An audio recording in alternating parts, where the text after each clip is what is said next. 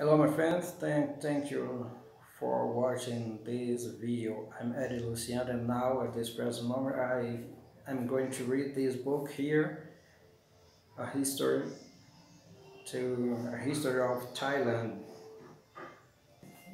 third edition, and I hope you enjoy it, okay? First, the strong state and the the well-being of the people, okay? Let's start. Let's start this reading right now. Thank you for your presence over there. Since the foundation of Thailand's nation-state in the late 19th century, two traditions have evolved over its primary purpose. The first of these began from the original formulation in the reign of King Chulalongkorn. The need for a strong absolutist state was justified to overcome external threats, colonialism, and internal disorders so that Siam could achieve progress and become a significant country in the world. The right of the existing royal elite to rule this strong state was explained by history, the continuity of monarchy since Sukhothai, and by the elite's selflessness, professionalism, and monopoly of civility. The role of the nation was to be unified, passive, and obedient. The formula was revived and updated by military dictators in the mid-20th century. Phongpaichit removed the monarchy from its central place, but kept the main elements of the formula intact. The need for a strong dictatorial state was justified to overcome external threats, communism, and internal threats, the Chinese, so that Siam could achieve progress, development, and survive in a world of competing nations and ideologies. The right of the military elite to rule was explained by history. The Thai as a martial race, and by its selflessness, professionalism, and monopoly of force, cited with help of the United States of America, reunited the royal and the military strengths of the tradition. In this reformulation, the role of the nation had to be adjusted because of the emergence of new urban classes with their own interests and aspirations. Paichit imagined the Thai as a free people in a free market economy with opportunities to better themselves and change their social station, whereas the nation was visible in royalist history. Paichit gave it an active role in great migration from the north, the cultural achievements of Sukhothai, and deed of martial heroism. People and Paichit gave the new men and women of urban Siam roles as the vanguard of progress, especially paternal officials overseeing the mass of society, which was still judged incapable of being modern and was thus expected to remain passive and obedient. At the start of the 21st century, Thaksin Shinawatra and his business party again revived the formula and also adjusted it to reflect the emergence of a national economy and mass society over the prior quarter century. The need for a stronger authoritarian state was justified to overcome external threats, globalization and internal threats, social conflict, so that Thailand could leapfrog into the ranks of first world countries.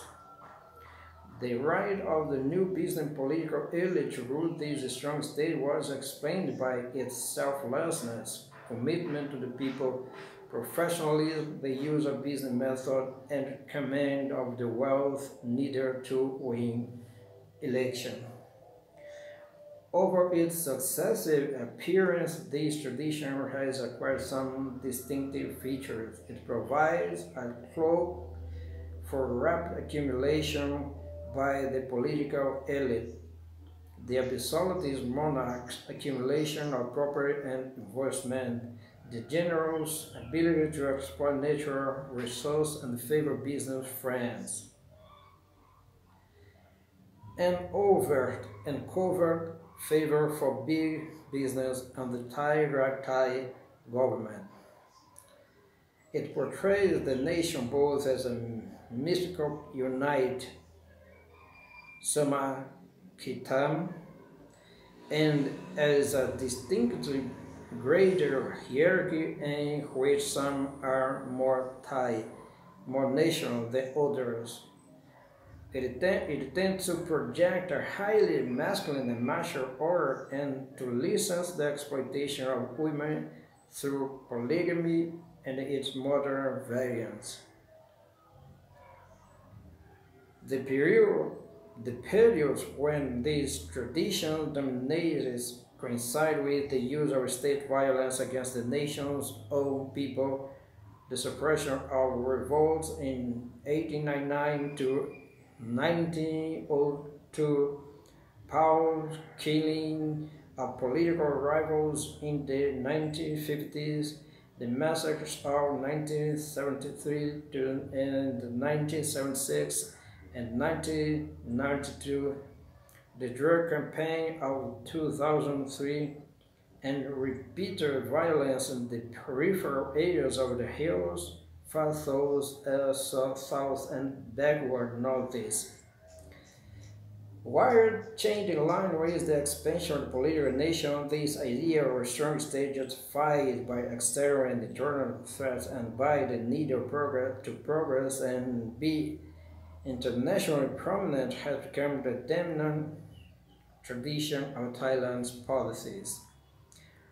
The second opposing tradition majored in the aspiration of commoner intellectuals in the late 19th century and took firmer shape in the public sphere of the early 20th century.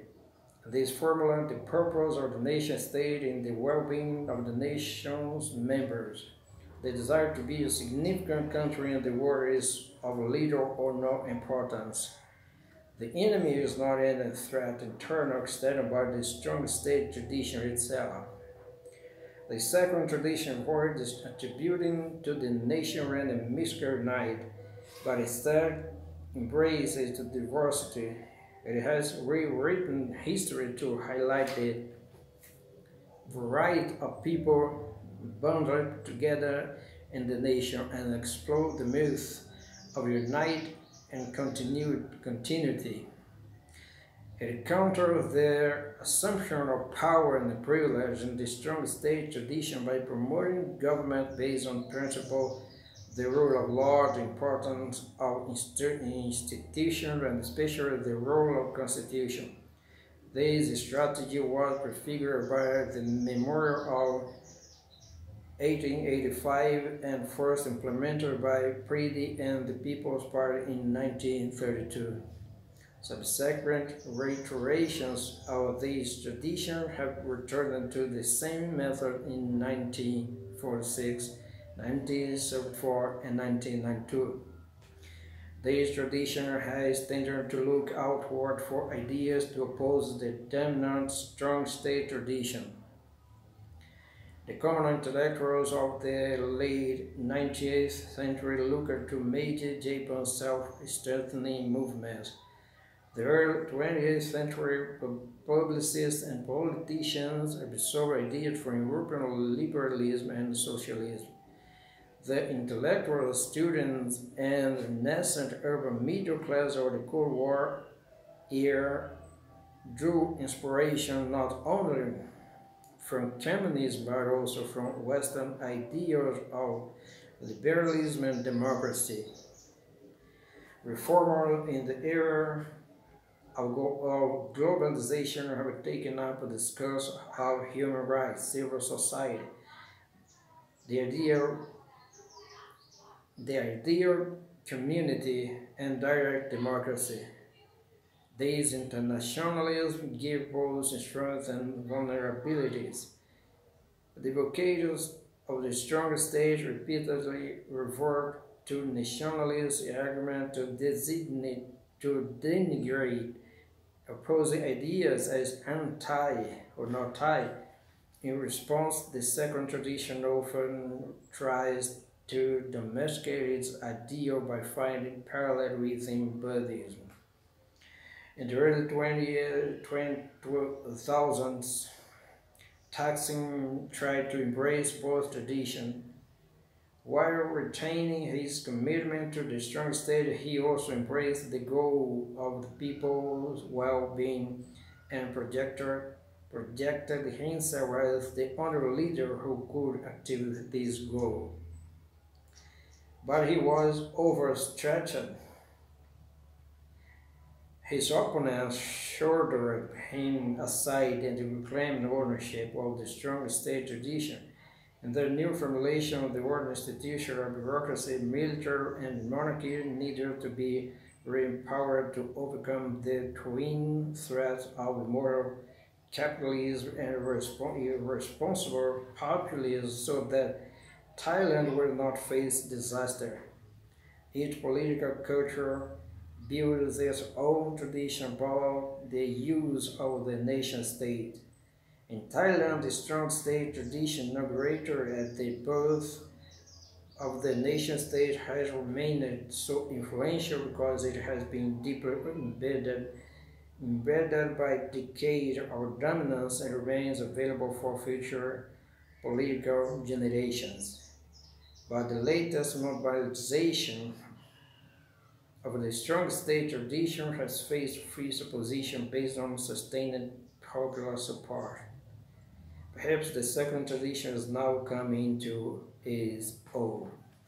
And that is the end of this article in this book, A History of Thailand. Thank you so much for watching this video. I'm Luciano, I'm a Brazilian man, and I like to read, I like to study about some nations over this world. Okay? God bless you all now and forever. You and your family. God bless you. Bye-bye. Ciao, ciao.